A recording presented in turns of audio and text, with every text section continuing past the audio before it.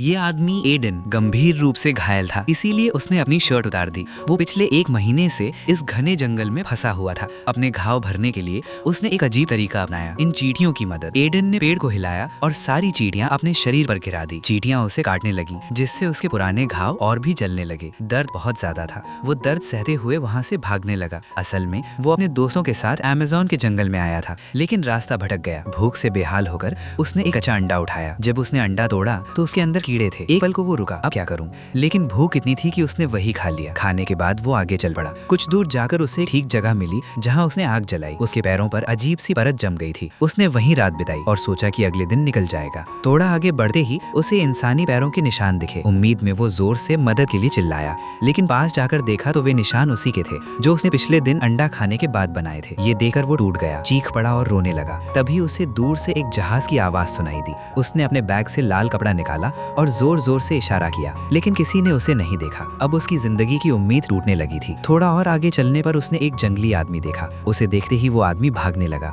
Aiden चिल्लाया, मैं कुछ नहीं करूंगा, बस मेरी मदद करो। उस रात दोनों एक ही जगह सोए। आधी रात में एडन की नींद खुली तो वो आदमी गायब था। एडन उठा और फिर से अपनी यात्रा पर निकल पड़ा। थोड़ा चलते ही उसके पैर दलदल में फंस गए। धीरे धीरे वो पूरा दलदल में धंसने लगा। उसके पास बाहर निकलने की ताकत नहीं थी। किसी तरह बहुत मुश्किल से वो दलदल से बाहर निकला। तभी उसने देखा उसके दोस्त उसे ढूंढते हुए पास से गुजर रहे थे। उसने खड़े होकर चिल्लाने की कोशिश की, लेकिन आवाज निकल ही नहीं रही थी। वे जाने ही वाले थे कि अचानक एक दोस्त की नजर उस पर पड़ गई और इस तरह एडन की जान बच गई।